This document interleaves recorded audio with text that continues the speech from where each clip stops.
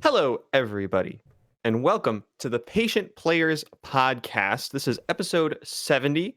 This is our February the 8th edition of the Patient Players Podcast. I am your host, Daniel, joined by my wonderful co host, Jordan. How are you doing, Jordan? I'm your co-host, Jordan. I'm here to have a blast. I was listening to last week's episode, Jordan, and I realized a fatal mistake in that when you were talking about how sore you were, you said that you were a Jordan sore. You didn't say that you were Sorden. Oh, that's good. How did I miss that? I think you just need to publicly apologize for that before we move on. Well, to be fair, I didn't say the Jordan sore either. That was your joke. So, therefore, the blame is on you. But that means that you didn't come up with any joke. That's fine. Who says I need to be funny every time? Not me. I'm actually a very somber, serious man. In fact, what was it from last week that you just trying your best to answer the questions realistically is the funniest part? Yes. In fact, my middle name is Serious Sam. So they called me Jordan Serious Sam Podcast in high school. I didn't have a podcast back then, so they thought the last name was a little weird. Well, I mean, it was just natural. One thing led to another, and here we are in episode 70. Exactly. You know, someone was making fun of me for recording my podcast the other day, and I was like, you know what? This is my girlfriend's dad, by the way, so he has every right to make fun of me for reasons. But I was like, you know what, Mr. Girlfriend Father? This is like the fourth podcast I've been on. And every single time they end at like episode 4. So the fact that we're on 70 right now, that's a pretty good, if we graph this out, it would be like boop, boop, boop, boop, bonk, you know? Well, I mean, I feel like graphs of podcast episodes over time is different than like graphs of number of podcasts each of my individual podcasts get to until they are dead. Ooh, okay. Yeah, I totally forgot that. I found like another one that I'd totally forgotten about that I did with Sam and another friend of ours that lasted, I think it was like 7 episodes. Okay. But I was kind of like the guy who stood off to the side and made a funny joke every once in a while, but they did most of the talking. It was really awkward, actually, for me. It was. You're not used to being the comic relief? Yeah, but like nothing else. I didn't say anything else because I didn't know what to say because they talked so much. You know, 2 people. It's like having 2 me and only one of you. Exactly. I couldn't say anything. I'd be like, I don't know what to do. It was very strange. I kept telling them like, guys, I don't need to be on this with y'all. I really feel like I'm kind of cutting into your thing. But no. They're just happy to have you there. Well, thank you for listening, everybody. If this is your first time, this is a podcast about video games. We do what we call gaming in the slow lane here, where we're going to be talking about maybe updates to games we're already playing or going back and playing old games we missed the first time around much more often than we're jumping on brand new games when they first come out. So we're just going to be talking about what we have experience in, what we're playing week to week, hear a little bit about our lives. And then after we talk about our discussion points each week, you're going to have the best part of the podcast, the question and answers section, where Jordan and I are going to be answering your questions on the air here on the podcast. And you can ask those questions via the Twitch channel. We're at twitch.tv/patientplayers when we do our live recordings, if you want to follow us there. Or you can send in an email to patientplayerspodcast@gmail.com. And lastly, you can find all of this stuff over at patientplayers.com/listen. That one link will have everything you need to join us on Discord, follow us through Twitch, all those different things. So we appreciate you coming in and joining us on the podcast, but let's see what we have to talk about today. How has your week been, Jordan? I almost made business cards this week for the podcast, actually. Ooh. Speaking of you know, you're talking about our lovely URL that we have. Yeah. Miranda she loves business cards, apparently. Okay. She's like, one of her favorite sites is, I forgot what site it is. It's some site for like ordering cards and craft stuff and whatever. Right. But yeah, she was like, you should make business cards for your podcast. And I was like, I don't know if business cards is the right way to share. That's a great idea. You think so? You know what you do? Yeah. You get a QR code. Oh yeah, no, we already talked about QR code. Like you link to the Spotify, so you just scan it and you're listening. You don't have to type in anything. Oh my goodness, I was gonna say you link to the link tree. I think no, that's too many clicks. You gotta get them. You gotta get them like in there, right? Like they want to listen to the podcast. They don't care about our social media. They want to listen to the podcast. Can you have I wonder a URL that auto plays when you like go to it? Probably not. You can link a Spotify autoplay link and turn that into a QR code. Okay. Interesting. I think this will work out. Yeah, you know, Spotify has 144 million users. That's not too surprising to me. I mean, I use Spotify for pretty much all my music. It's like why I don't care enough about music to go out and buy individual music. And so it's just a very convenient way to listen to music. And apparently they're losing money. Like their business model is a negative business model because most of the people are free users using more value than their ads are giving out. Oh, I see. So that's embarrassing. Huh. They haven't converted enough people to the premium. Yeah, that's a lot of users though. True. It's crazy. True. But anyway, I think at first I was iffy, and then I started like putting together like a fake or just a test template, and I was like, you know, this does kind of look really nice. It's got the logo, Patient Players Podcast. It says a show about gaming in the slow lane. You know, nice. Like, because I didn't want to put like We Do Love. That wasn't. I don't think that really draws in or really explains what our thing is. Here, I can hide it on there somewhere. That's a good idea. Do it in like the font you can only see when it's like reflective. Oh, We Do Love. Oh, shiny. We do shiny love. What was the one from last week? We suck, but in a good way. Yes. Or we suck in a funny way. Yes. Yeah. So I may still do that and then conveniently leave them around places I go to, basically littering my service. You got to make sure to reserve a bunch for that Canadian market that just loves us for some reason. The background would be like syrup bottles and Meeson. I actually haven't checked in like 2 weeks. I'm going to check right now if the great Canadian bot invasion is still going on, because it died down for a few weeks and there was not nearly as many people that were interested. Let's see. No, it looks like the Canadians have ceased their attack. Ceased on fire. The podcast. Yeah. They it turns out January the 11th. No, the 18th. That was the last week with the Canadians. Sorry, that was just a weird thing. You can go back and listen to the end of the year episode. We'll talk a little bit about that if you're confused as to why we're talking about Canadians. But this week there were some video games, maybe not as many as every week, but we played a game together. We did play a game together, a new game that you actually bought for me out of the blue at like 2:00 in the morning or 1:30 in the morning. I was asleep by then. I wake up to an email from Daniel that says you have a new game. Yes, and I was very confused. But you like getting gifts. Extremely. I do, but I was also confused. I was like, is it my birthday? Did I forget? Is it like our anniversary? Do we have an anniversary? What could this be the anniversary of? You got to think of all the different opportunities. What does the heart stand for on the calendar? Oh, hey, I get that. You get the reference because you watched the show. I'm so happy. I do. But yeah, I had never heard of this game. In fact, I forgot the name of it again. This game that I purchased for you and for myself is a game called Gunfire Reborn. It is actually has a negative age because it is not out yet. It is early access. It is playable, but it is not released. It's the Benjamin Button of game releases. If you're hearing the podcast on this fine February the 8th, you can actually pick it up on sale right now. It's not even out. It's already on sale. It's like a $12 game normally, so it's on sale for like $9.50. Definitely a impulse buy, and a very, very good game. It's on sale until the 11th. That's Thursday the 11th. So go take a look if you like what we have to say about it. But yes, I heard of this game via the Penny Arcade webcomic, and I went and looked at it and was like, that looks fun and is cheap, and it seems like a great thing to play with friends. And it's also described to be very much like Borderlands.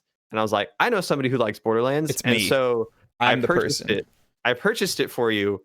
And then for myself as well, because I had some Steam gift cards. I just use the gift cards on myself because that's just how I do things. And we played it a couple times, and it's very, very fun. This game, if you've not heard of it, it's got like a little bit of everything that's popular nowadays. It's got random loot. It's got roguelike progression. It's got character classes. It's got shooting people in the head. It's got cute fuzzy animals. It's got like cell shading.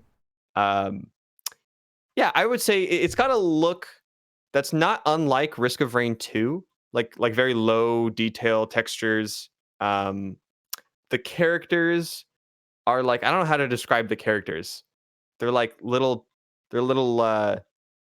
anthropomorphized animals with clothing and guns and stuff like that. And then there's The character you start off with honestly reminds me of Puss in Boots from Shrek. That's true. A little bit. With guns. A little bit, but with guns, yes. And Polygun kitty cat. And it is roguelike. So you start and you have like 3 worlds you're fighting through with 3 bosses and you're trying to beat the whole thing. And when you die, you start all the way over. But as you go, you are picking up items that are making you stronger and you're getting different builds based on these random drops. So very roguelike elements, like a lot of games that are popular out there right now, like Hades or Dead Cells, that kind of thing. But the moment-to-moment gameplay is very Borderlands. Like you walk into a room, there's like 9 dudes. You got to shoot them. Numbers fly out of them, shooting them in the head. Bigger numbers fly out. Sometimes they have shields. Sometimes they have like fancy energy shields you have to break through. Sometimes they have actual physical wall shields. Sometimes they shoot from very far away. Sometimes they charge you and do melee attacks. Sometimes they spawn little beetles to attack you. Like there's all sorts of enemies with different strategies and weak points. And then there's just a bunch of crazy guns. And that's what makes it super fun. Depending on what guns drop. And then you get like weird passive buffs that you can pick up. And so whereas one run, you could be playing the same character and be playing like, oh, by the way, you're just always on fire, but being on fire makes you stronger and you're lighting everything else on fire and exploding everything. Or you could be like using a sniper and like when you hit someone in the head, it just explodes everyone around them. And it's just very, very wild every time you play it. It's very fun. Yeah. Also, fun fact, the term roguelike, do you know where that comes from? It's from a very old game called Rogue, and you can be roguelike or roguelite. And roguelite is when you still have some things carry over round to round. But roguelike is whenever you completely start over every time. Yeah, the 1980 video game Rogue, which was just an ASCII game. ASCII? Yep. Is that how you pronounce that? Yep. That's crazy. It wasn't even like a real game. That's hilarious. That's a real game. It's just an old game. A game that you run in a terminal. Yes. Is that still a game? Yes, it's an old text-based game. Okay. I guess back in the day, like everything was run in a terminal, right? Yes. Okay. My candle went out. I have to relight it. Oh no, that is sad. Oh no, my match went out. What is happening? Oh my goodness. I can't light anything on fire. It's the ice inside your soul. I guess. So what are your thoughts on Gunfire Reborn? You've played a little less than I have because you only played it with me, I think, for 1 night or 2 nights, right? Yes, I've played significantly less. It's wonderful. It's incredible for $9. Like, yeah, it's all the value that you need for a $9 game, especially if you have friends. It is a buddy game, if you will. Still fun alone from what I've seen you playing it as, but I'm sure there's more fun to be had in it with buddies, especially being able to res your friends. I think that's a big game changer. Yes, and you can have up to 4 people, so I imagine it can get very, very hectic. The loot is not shared unless you share it between each other, so you're not like fighting over, which is wonderful, all of the different upgrades. But if it's like, hey, I already have the good gun, I don't need this one, you can share it with a friend, which is cool. Yes, I love that. I haven't played it that much more than you. I did maybe 1 or 2 runs the first night I got it before we played together. And then I did it, of course, with you, and we got very far. We had the best run I had up until then, all the way to the second boss, which was very difficult. And we almost got it, like just about got it. If I had just shot the boss instead of trying to rescue you, I think we could have got it. About that. Yeah, so close. And then since then, I played. Okay, so another thing I want to talk about is I upgraded my controller. I actually had my Elite controller, remember that broke a while ago? Well, I repaired it, and then I sold it, and then I bought the Series 2. So I have the Series 2 controller now, and I have not had a good chance to use it. It's just been sitting in a box for about 2 or 3 weeks because of all the stuff going on in my life recently. Didn't have a chance to sit down and just play any games with it. But I wanted to try it out. So I was like, you know what? I'm going to try it out. And I had just purchased a couple things like a dongle for the Switch that lets me use it and a few other things. So I'll come back to that because I want to talk about that. But I was like, you know what? One of the things this controller can do that my old one can't is Bluetooth connection, which means I can use it with my phone. Yes. And I've never been able to do that before. So awesome. So I connected it to my phone and used the Steam Link. So I was just cuddled up in bed and I was like, what can I play with a controller using the Steam Link? And I'm like, how does Gunfire Reborn play? So I booted up Gunfire Reborn on my phone using Steam Link and I was playing it with the controller and it was really fun. Wow, that's so cool. So I played that and then just today. Hold on. But how did you like do you like have to balance your phone like on your leg or something and then like hold the controller over, or how did you do that part? I was sitting like crisscross applesauce and it was just like on my thigh. And I was okay. Just, like, looking at it. Okay, so you're like sitting up in your bed. Yeah. Isn't your bed like a floor mat still, basically? Yeah. Oh, okay. Yeah, I was sitting on the Shigi Butan. Yeah. Yeah. Okay. I was just sitting on it. Okay. And then I played it again. I was gonna just talk about it on the podcast, but I played it again today before we got on the podcast. And man, I had 2 more runs that were just absolutely nuts. And I actually blew past the boss that destroyed us in a shocking amount of time with some very overpowered upgrades. And I'm now into the final area of the game where during the pre-stream on Twitch, I was playing there. You saw me absolutely destroying folks. And then I got one shot and just insta-died. That is so sad. Yes, but it just made me all the more excited to get back in. Actually, every time I play it, I like it more and I want to play it more. Whereas like the first time I was like, oh, this seems kind of fun. I think I'll keep playing it. But now I'm like, oh man, there's so much cool stuff in there to try. Like, can I tell you about some of the guns I found while I was playing on my own? Yeah. There's this one gun. It's my favorite one I found the entire time, and it's a laser. Ooh. If there's someone near in front of you, it's like the old Overwatch Symmetra where it locks on and it just continues to zap them. But does it ramp up in damage also? No, it's just the laser. Okay. You can right click and it shoots a little dot that sticks to walls or sticks to people.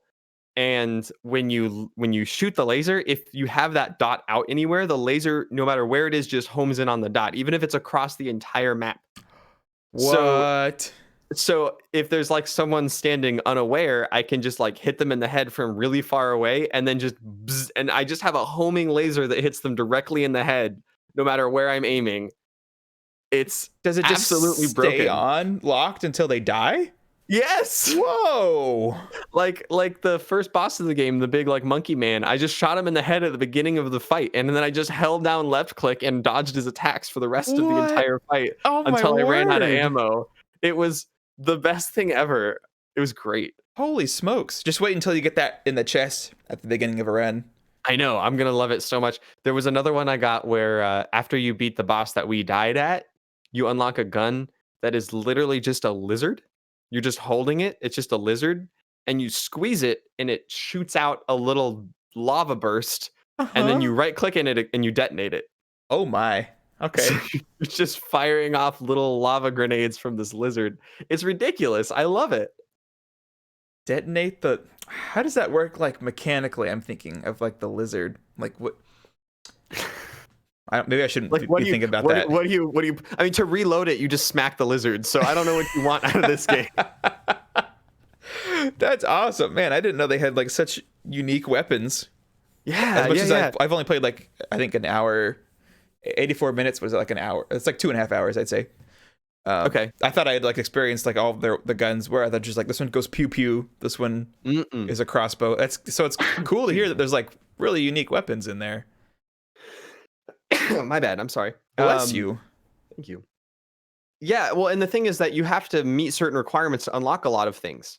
And then once you meet those requirements, it drops you one immediately. And then now it becomes available to drop. So like, I think the guns that the game gives you in the beginning are more tame. But now that I'm like beating some of the later bosses and I'm fighting some of the later enemies, it's like, oh, I've killed this guy 10 times now. And you don't even see him until the second world. So now I'm getting a lot of the really cool guns. And I still haven't even unlocked the second character. I'm still just playing as the cat. Oh my goodness. They really make you play to unlock the characters. Yeah, I mean, I got all the way to the last world, and I got like 200 of the like run-to-run currency that you upgrade your characters with, and I only leveled up 3 times with it. And you need to be level 25 to get the second character. Yikes, dog. Okay, what if you invested like all your points into like the bare minimum ones? You think that would? I could probably have the character by now, Okay. but I probably wouldn't be that much higher than I am right now because everything you invest into gets more expensive with each point. Oh, that's right. I forgot about that. Okay. Yep. Interesting. It's just a game. It's a game you're meant to play a lot. Well, good thing it's fun. Yes. Yes. And only $9 right now. When does that sale end, by the way? Do you know? Yeah, I was saying that earlier. It was the 11th. That's Thursday. Okay. So go pick up Gunfire Reborn, or you'll have to pay an extra $2. Oh no! Oh no! Here's the thing, though. You can buy it, and then you can buy a copy for 3 of your friends, and then the $2 becomes $8 off. Ooh! Because you only spent $36 to buy it 4 times. That is great logic. You know, I was at Target today, and they had to buy 2 board games, get 1 free, and I was like, "This is wonderful! I can save like $25 on a board game." And my friend was like, "You know, Jordan, I can save you $50 by telling it just don't buy any." And I was like, "You're right." So I still wanted to do it, but I actually couldn't find a third game that I wanted to get for free. So I ended up not doing it. Yeah. Oh, okay. Well, so I saved $50. Huzzah! Buy none, get none free. I want to tell you this because I think you'll be excited by this. I also gifted a copy of Gunfire Reborn to friend of the podcast, Kyle, for his birthday. Ooh, that's exciting. We might be able to convince him. And I know that him and his friends really like Risk of Rain. Yes. Which is pretty similar. So. Absolutely. What's going to happen, he's going to play it with us once. He's going to tell his friends about it. They're going to run off and beat the game with 40 hours of gameplay in the first day. Yeah. I don't know how they're going to do it. And then we're going to be sad. Yeah. Yep. But that's okay, because we'll get to play with him one time, which is worth the birthday present. I got him the DLC for Eratus. Oh, so, I didn't know there was DLC. Yeah.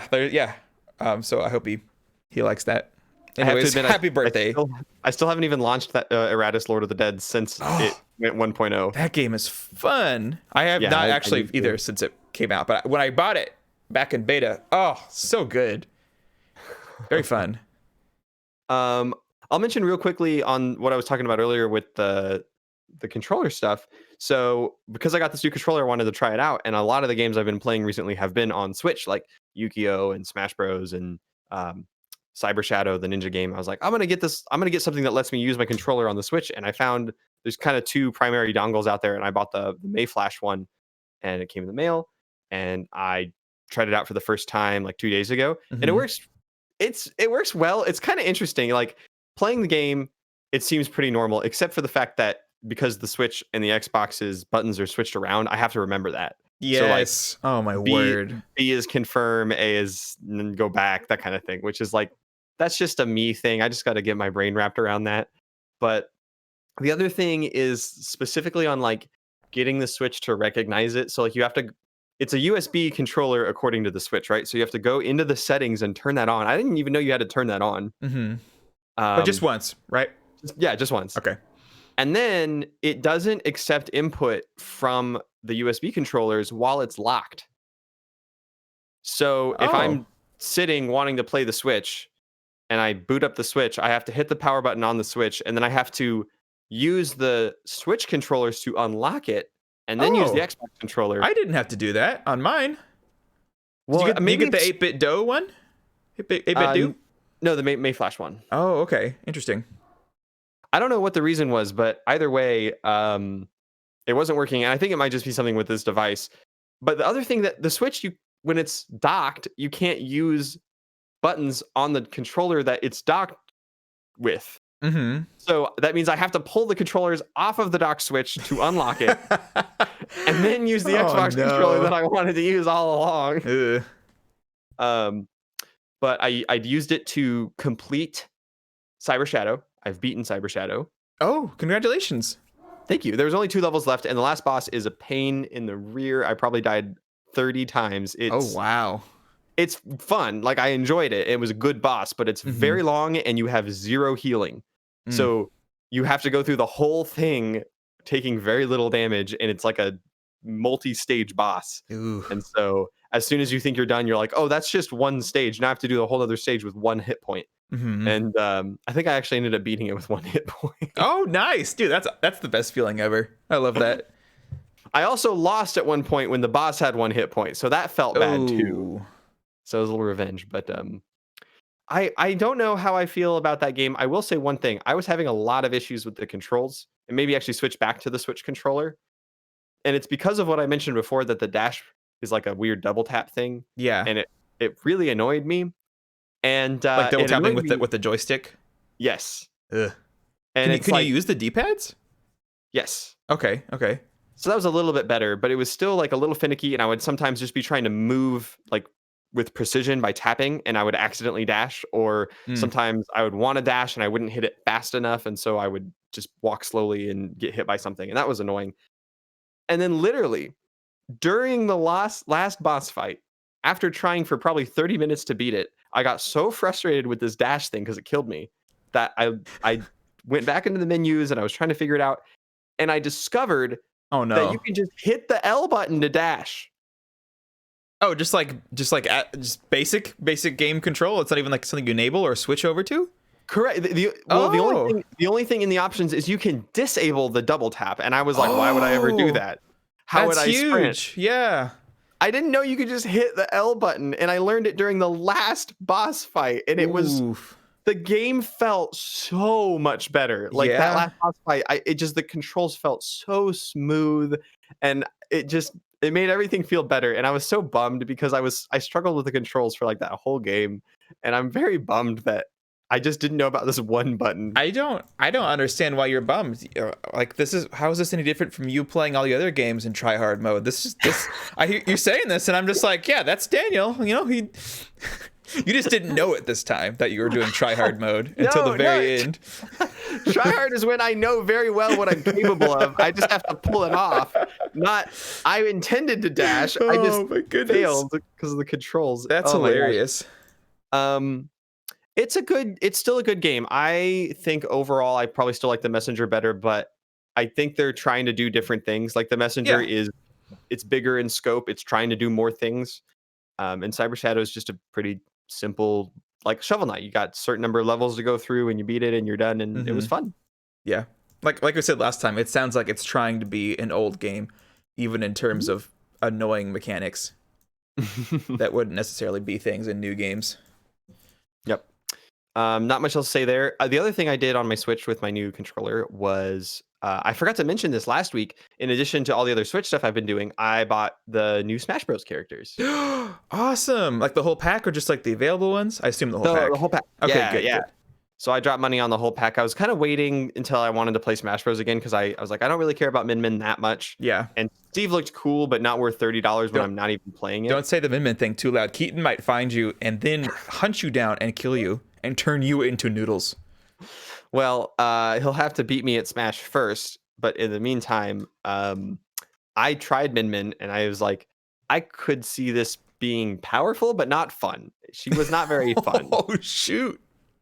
She like her whole thing is just she punches very far, and like all of her attacks are various punching very far, and so it's like great for zoning and edge guarding and all the stuff that you need to do in Smash Bros.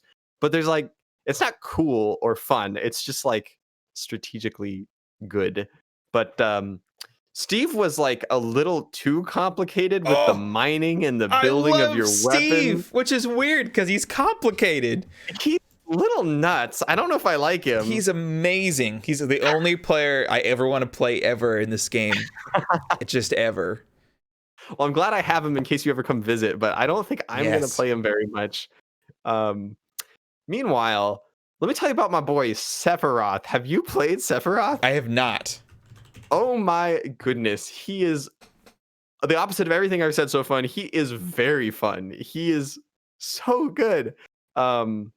I just picked him up randomly because I purchased him and I wanted to try him out. And like, I didn't know about some of his cool mechanics. I had to like go look them up on the wiki and like, so do you know much about him as a Smash character? No, I watched the video that they talked about him, but I was so like mentally distanced by his character origin that I wasn't paying much attention.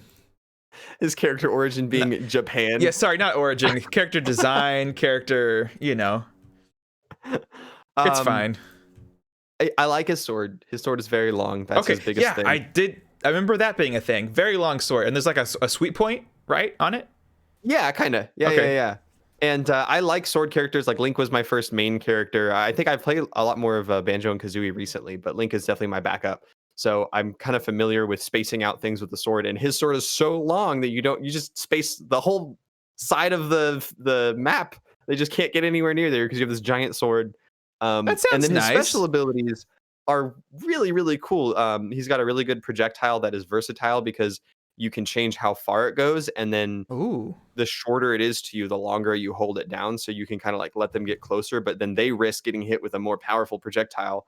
And fully charged, it can just destroy a shield in one hit, which is glorious. It's very strong. And then he kind of has like a Joker mechanic, like a comeback mechanic, where after a while he gets buffed. So once he gets damaged to a certain point, and that point is around 80%, but it goes up or down depending on if you're winning or not. So it's if you're winning, it's harder to get. If you're losing, it's easier to get. But once you hit this like 80% mark, he sprouts his one wing and he goes into his one wing form, and you just get a bunch of buffs. So like your launching power is increased by like 30%. You get an extra jump because you have a wing, and That's cool.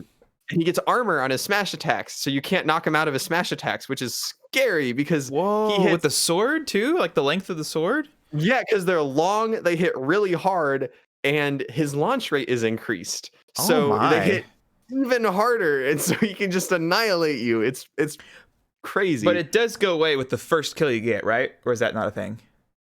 It goes away at some point. I don't know why. So you're Okay. probably right. I think it's the second you get a kill with it, you're back to normal.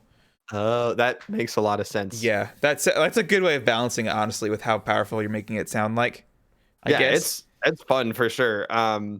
I like him even when he doesn't have that, but that's a nice little bonus. And so I picked him up. I was playing him a bunch against the computers to get like used to his controls, and then I was like, okay, I just want to challenge myself, so I'm just going to jump into classic mode. Jumped into classic mode to get some practice.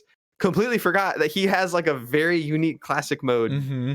where it's a boss rush. It's every boss in the game back to back. So you're fighting, Ganon and the Rathalos and the weird Kirby boss and like the one from Smash Bros. Brawl, like all back to back, and it was nuts.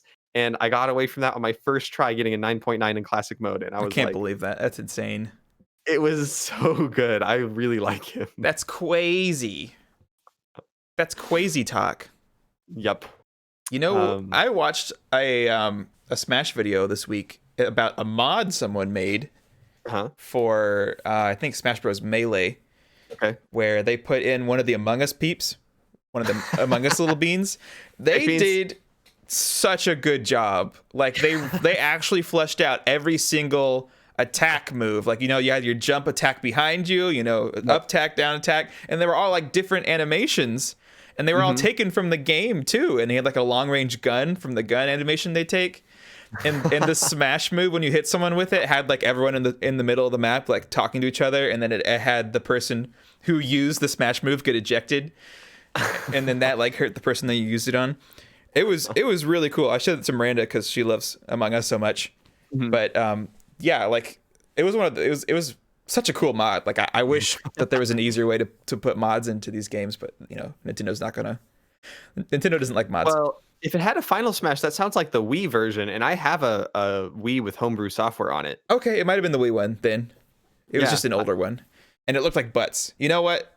It did look like butts, but it wasn't like GameCube butts. So I think you're right. That's how you gauge it. Yes. Yep. And I was thinking the other day. Speaking of Among Us, I'm looking forward to when the new map comes out, Okay. so that I can play it and my friends can't be tryhards, so I can still like have fun and stuff when I don't remember what the tasks are called or where they're at, or people won't know, oh, you don't have that one because everyone else gets designated this one super task from this list that I memorized, and because it wasn't on this list, therefore you were faking it, blah, blah, blah, blah, blah, blah, blah. I like making games not fun anymore, Jordan. And I'm like, well, excuse me.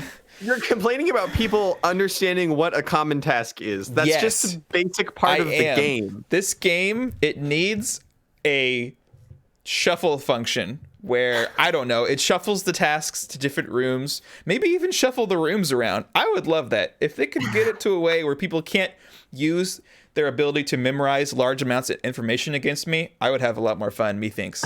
So for a short while, I'm very much looking forward to the airship map, which will probably last like an hour before everyone starts memorizing things. You just need the Among Us randomizer mod or something. Probably. I wouldn't put it past them adding that at some point, because they seem very like very good developers wanting to add stuff to make the game better and whatnot. They're just very overloaded. Yes, very suddenly 3 years after the game got released, they're just like in very high demand. It's crazy. So I mean, that's the end of my Switch stuff. Sephiroth is fun. Smash Bros is fun. It was weird playing with the Elite controller because I wasn't used to having actual triggers for the shield. Because on the Switch, you just have button triggers. Oh, that's right. Yeah. And so to have a trigger, you have to like pull down. I ended up doing with the Elite controller, you can do those hairpin triggers. And I had to do that because it basically just treats it like a button at that point. So the thing is the best. I love that. I love the Elite. Hopefully it won't have the same problems that the first one had, but only time will tell. Like, I mean, they got sued multiple times over the quality of the first one with how much it kept breaking. Oh, I mean, the bumpers was the only time mine broke, and that was like 6 years after I got it, so I had no problem with it. I think it might have been a drifting problem with the first one. Oh, that makes sense. I repaired the bumper myself before I sold the first one. It was actually pretty easy. It was fun. Yeah, I remember you sending me photos of that. That was pretty cool. Do you have anything else to talk about? No. Okay. I'm going to hit you up with one more surprise here that I don't know if you saw this when I was playing on Steam, but the other night I was just looking for something to do with my controller, and I wanted something simple and fun that I didn't have to like think about a whole lot or learn a bunch of new mechanics. And I was like, I'm going to play Doom. So I just booted up Doom for the first time. Now, I bought it, I think, last summer at the same time I bought Titanfall all those months ago. Doom from 2016, the reboot. And I was like, you know what? Let's just jump in and try it. And so I jumped in and tried it, and that is a fun game. It's fun to shoot things. I'm sure it's fun to run beautiful around. Too. Yes, I have it on. I didn't put it on like ultra, but I put it on high, and I was getting my full like 144 frames, and it was fast and beautiful, tasty, great. Yes, patient playing. I'm sure I will doing continue. Love in hell. Oh no. I don't think anything that Doom guy is doing could be called love in any way. Oh, I'd say putting something out of its misery is can be considered loving in a sweet. They're not miserable. They're invading Mars. Not? Oh, Mars. Yeah, I did not know that. Yeah, Doom is on Mars. The Doom story. Yes, there are hell portals on Mars. I mean, just like in real life, honestly. Let's be honest. That's why we don't go to Mars, kids. Yeah, I haven't played a first person shooter with a controller like on computer in a very, very long time. I think I've played stuff on PlayStation that had shooting controls and was on a controller because it had to be. But I was like, I want to use my new controller. I want to sit backwards in my chair and relax. And I did that. You know how in tutorials they're always like, oh, by the way, push this stick forward to walk, and you're like, ugh. And they're like, push this button to jump and climb the cliff, and you're like, ugh. They're like, push this button to crouch, and you're like, ugh. And then you finally get to play the game. Yep. So it didn't do any of that, and I was very grateful. Oh, okay. Up until about an hour in, when I was like, all right, I've spent 15 minutes looking for where to go next. I am completely stuck. I found a secret corridor that had some armor and ammo in it, and it looks like I'm supposed to go down the secret corridor, and there even looks like an area I could go into, but it's too small, and there's no crouch in this game. And I looked up the controls, and I was looking around. I was hitting all the bumpers, hitting down on the D-pad, clicking in on the sticks. No crouch. And I was like, that's fine. This game doesn't need a crouch, but I don't know where to go. And I like a crawl or something? I spent so long. It's just the B button. The B button is crouch. Wait, just click it. What? You just click the B button and you crouch. Oh. I don't know why that's the crouch button. I've never played a game where B is the crouch button in a shooter. It's always like clicking in the right stick or the left stick or like the D-pad or something. But no, it's just B. And I just had never hit the B button And because they didn't have like the jump here, crouch here, move here, okay, now Yeah. you're done with the throw. I just didn't think there was a crouch in the game, and I got stuck because of it. And I'm like, I'm an idiot gamer. Weird. Oh my goodness. I'm trying to think of games that I played where B is crouch. Well, and I was like, surely there has to be a crouch because it looks like I can go through this little hole. So I switched to the keyboard and I hit control, which is like the universal crouch button, right? Yeah. And the control is the throw grenade button. And so I'm just standing there looking at a wall and my character just yugs a grenade. I was like, oh no. Wait, so what was the crouch button on keyboard? Letter C. Oh, I hate when they do that. I know, right? Like it didn't make any sense to me. Oh, nasty. But the next fight, I was like, okay, how are the keyboard controls? Because I like to have precision aim. So I like tried one fight with keyboard and it felt really good. And then it was like, I was tired of navigating with keyboard. And I think what I might do is like in the intense fights where I'm shooting, I'll use keyboard and mouse. And then when I'm doing like the platforming or exploring, I'll just use my controller. Oh my. Because it feels more comfortable to hold the controller to move around. Mm-hmm. But like when you're trying to snap around and hit someone with a shotgun and that the keyboard's just, you can't beat mouse. It's too good. Yeah. Did you feel maybe less try-hardy when you were aiming and shooting with the controller for the short time that you did use it? I don't really ever feel try-hardy, so I don't know what you're accusing me of here. Just like lower in skill and being okay with it. I did pick the default difficulty. Oh, okay. There was like a story casual mode. Mm-hmm. There was a suggested mode. There was like hard mode for a challenge, and then there were locked modes, which was nightmare. And there was. I'm sorry. Hold on. There's a story mode for Doom. Well, it's not called that. It's called. Okay. They all have like funny names, but the description. Experience the story of Doom today. The descriptions are just like, for people who enjoy like relaxing and experiencing the story, not like doing that thing. Mm-hmm. Not challenging themselves really hard. So there's a locked one that's nightmare. You have to beat the game to get, and then there's like an even harder one, which is just nightmare. But if you die, it's like hardcore. You reset the whole game. Holy smokes! And then besides those like locked ones, there's just easy, medium, hard, and it defaulted to medium. And I was like, I just want to play something simple. I'm just gonna select medium, and I did. So, does that answer your question? No. I was just remember the time I mentioned when I played Overwatch on my controller because I didn't want to be like hyper involved, and I like tried explaining it to you, and it sounded like you didn't really get what I was trying to say with it. So I didn't know if you had like a similar feeling, Well, I can know like physically a controller is more relaxing because you can sit back. Mm-hmm. And so like I can get that, but not like mentally being less involved. I mean, you still have to think about what's going on. I feel like when I'm using a controller, I'm just like, I've placed a cap on myself that is literally like unbeatable. Like I could switch over to a harder difficulty of aim, but it is more relaxing to know that there's a cap there. If I can only do so good on this thing I'm holding in my hands with, movements and whatnot. It's like a mental limiter that tells you were going to be terrible either way. Yeah. And it was like weirdly relaxing. It's like I have to be doing this just to have fun because I cannot literally like go into overdrive if I want to and then like be mad when I don't live up to any expectations of going into overdrive. It's like I'm just using a controller, It's like I don't want to play baseball. I want to play softball where the ball's like twice as big, Like no offense to softball players out there. If you love softball, that's great. But the ball is bigger, and which makes it easier to catch, I imagine. So I'm wondering, like, I feel like this is just a Band-Aid that's on top of a problem that could be solved in a more permanent way by just like letting yourself chill while playing a game. But I want to win. When it's just me playing on my own, I want to win. When I'm with friends, I'm like, we're having a good old time. When it's me, I'm like, I gotta win. And then my team lets me down. I'm like, these stupid dummies are not doing their part. I'm sitting there with 4 golds in Overwatch, and I'm like, I'm a healer. What is going on? I'm not here to have fun. I'm here to get my wins and my loot boxes.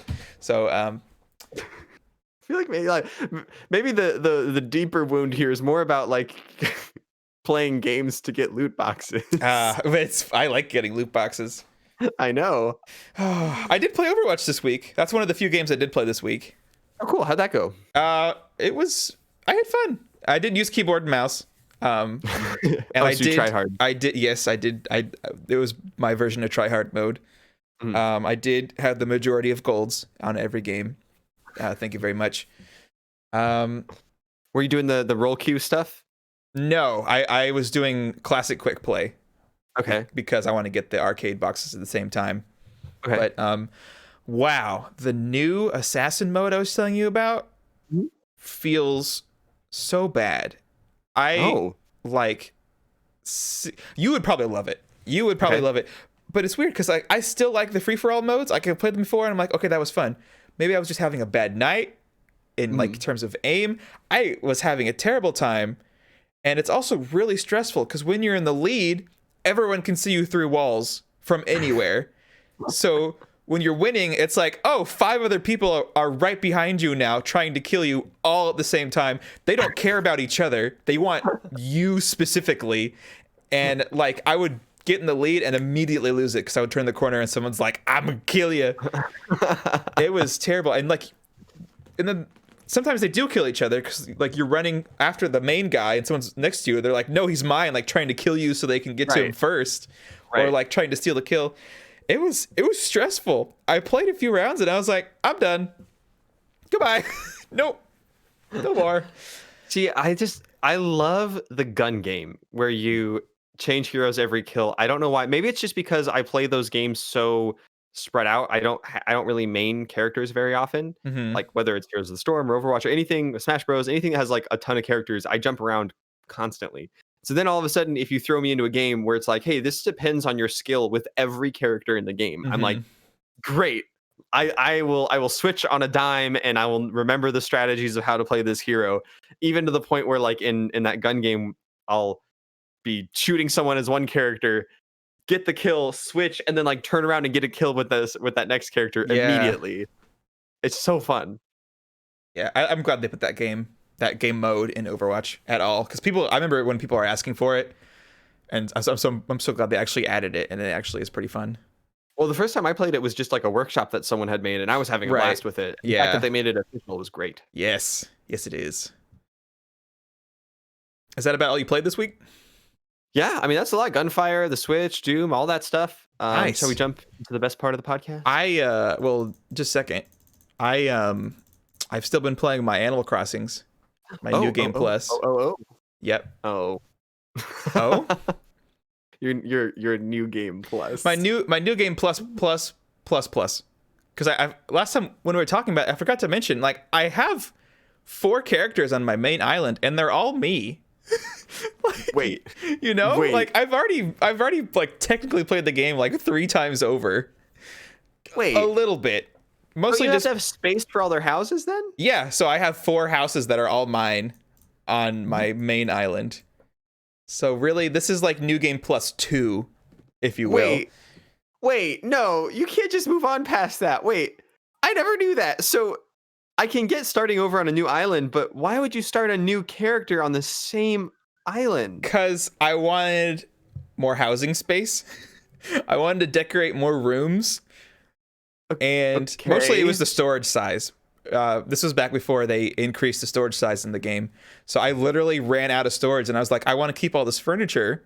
Wait, there's like that ethereal storage for when you just walk in your house, you can just dump stuff into a big vat. You're telling me that's not unlimited? It's not, no. I think it was 1,400. And I had filled up 1,400 with clothes because I loved collecting the clothes. And I was like, I have no room for my furniture because it's full of clothes in here. So I'm going to make another house and have that be like a showcase house of my furniture. And then I made the 3rd one. I was like, I'll put all my bug statues and my fish statues in here. And then the 4th one, I was like, I'll put all my DIYs in here because you can't put those in storage, Daniel. You can't put your DIYs in storage. Why would you ever? I mean, why would you ever need to? So you place them in your house, and then the game very kindly reminds you when your house gets evaluated, hey, you have stuff lying around. You should put that in your storage. It literally says that, and you literally cannot put spare DIYs in your storage. Anyways, Island 2 has been great. The town hall is being upgraded today. Okay. That's all I got on that. And I played more Sackboy this week also. Has girlfriend of the podcast Miranda done anything on her own island this week? She's not. She's completely no more building snowmen. I actually I don't leave the Switch Lite at her house anymore because I've been having so much fun playing Animal Crossing on it. And I know she's not going to be using it. You know, occasionally she would play like Wheel of Fortune on it, maybe some Mario Kart.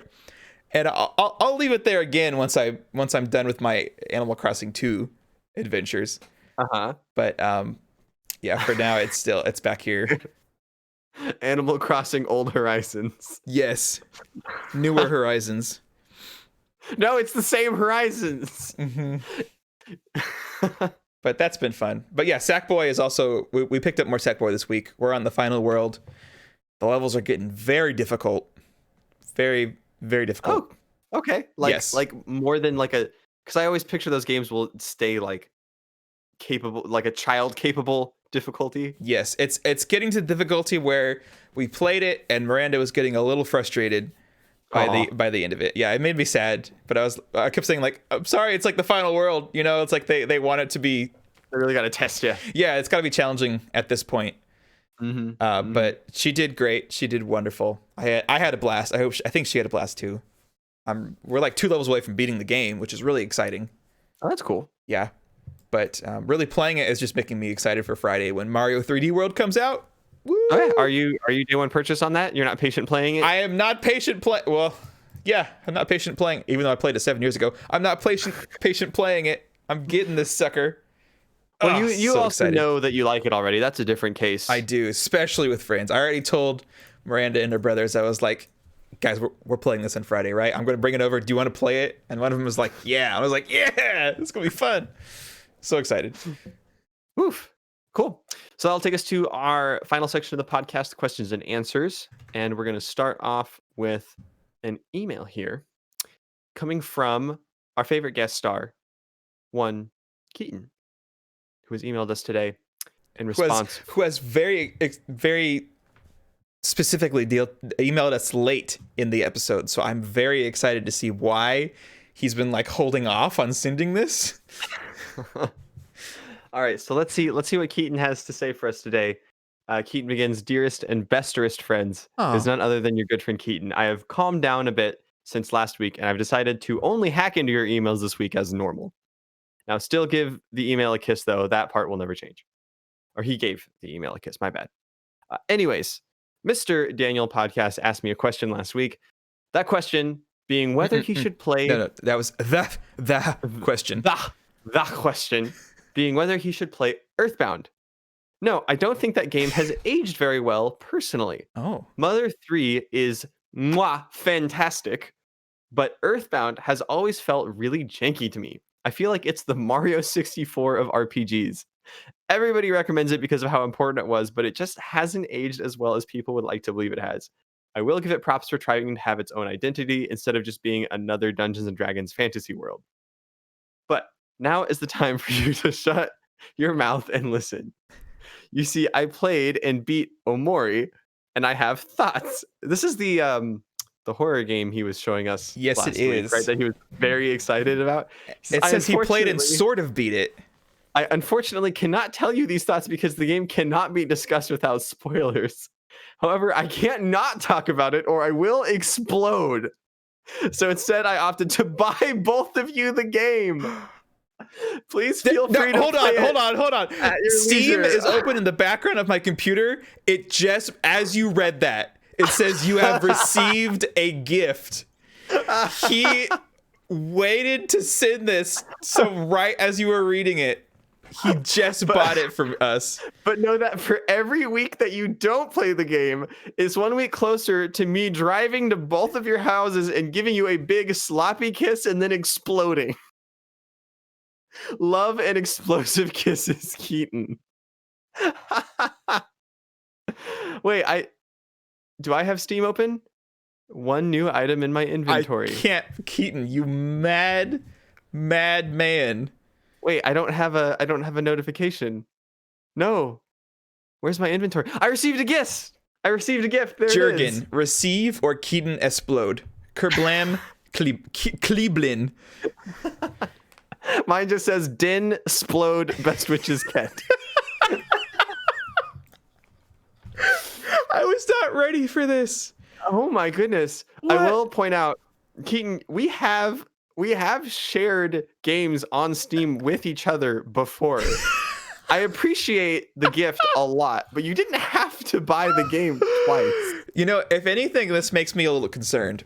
When we talked about it last week, wasn't it like a psychedelic horror anime game? Yes, I saw it and I was like, is this going to be like the next Undertale?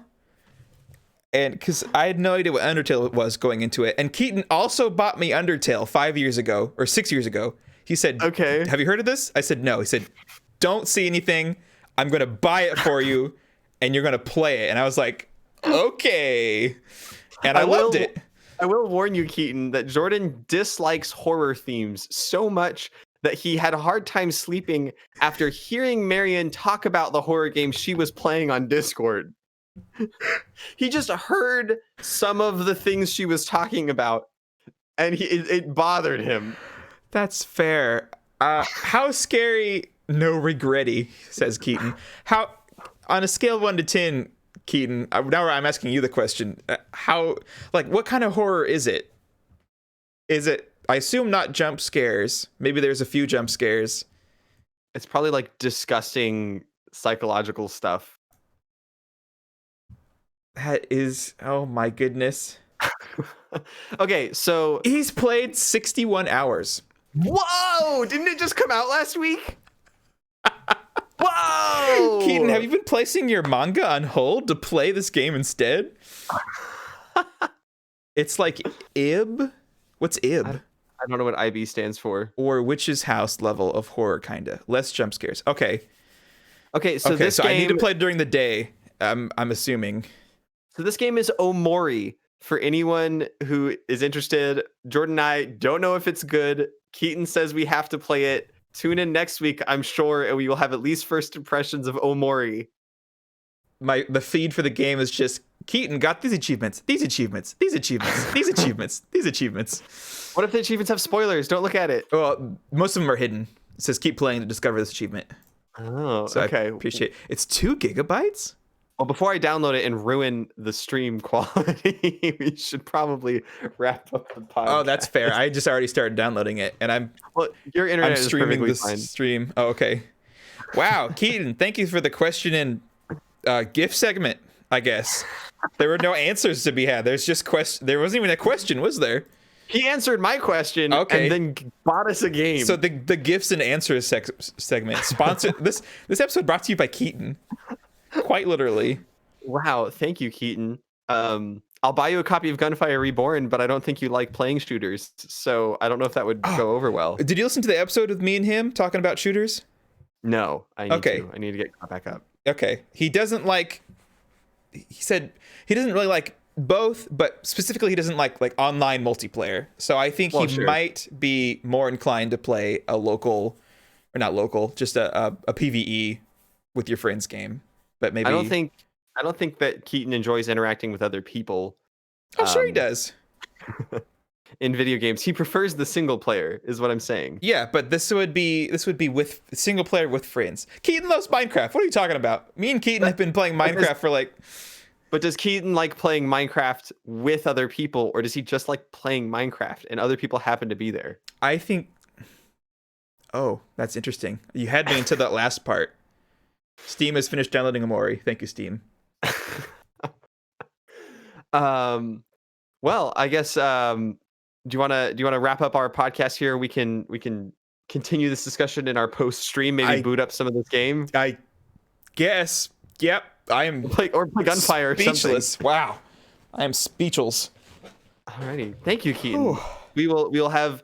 Stay tuned next week. I'm sure we will have things to talk about with Omori. I will make sure that I get some Omori in this week, at the very least. If it's like level based, I assume it's not level based, but to the point where like an obvious checkpoint, I guess we could play it to where we both like get to the same point at the same time. Maybe that would be kind of fun. Maybe. So one of us doesn't like go ahead. Check in. Yeah, so it's like I played up until this achievement and then I stopped and then I'll like wait for the other person to get to that point. I don't know. It might be fun also to have one of us know what's coming and the other one to not know what's coming at all.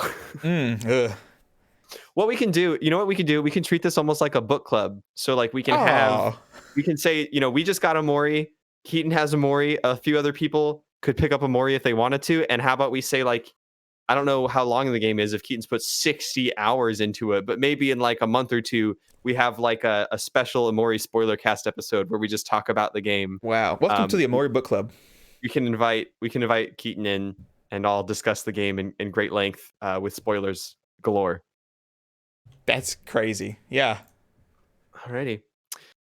Well, thanks for joining us, guys. If you're new to the podcast, again, we're kind of a small operation here, so we really appreciate you joining us and participating. You can get more of that over at patientplayers.com/listen. We do have a community Discord that Jordan and I run. We're on there quite frequently playing games and sharing things, so you can jump in there and get a taste yourself. In the meantime, we ask if you really liked the podcast, go ahead and share it with someone who you think would like it, someone who likes games, who share it with someone you love. Yes, because at Patient Players we do love. I don't know if you know this, Jordan. Mm-hmm. Oh, I know. I've been thoroughly loved for 70 episodes worth. Maybe 68. Oh, because you weren't there for a few, or just there were some that weren't very loving? Yeah, no, because I wasn't there for a few, and you weren't there for one, So that's true. Yeah, that's true. Actually, no, Keaton had me thoroughly loved. Yeah. So yeah, for the ones that I haven't been there. Okay. Anyways, so yeah, if you could, the best way for small podcasts like us to grow are going to be ratings on the podcast services. So if you haven't already, doing like a 5-star rating over on iTunes and Spotify and anywhere that you listen to the podcast, on YouTube as well, that's a good way. And then directly sharing it with someone, just letting them know that it's a good podcast, sharing your favorite episode with them. We have the best of podcasts from the end of last year, which was fantastic. Honestly, I think last week's was one of my favorite episodes in a very long time. So episode 69 would be a great one to shout out to people. But in the meantime, thank you guys for listening to this episode, and we will see you either on the after stream live on Twitch if you're joining us there, or on next week's episode. Sounds Adios, good, everyone. See you guys later. Bye.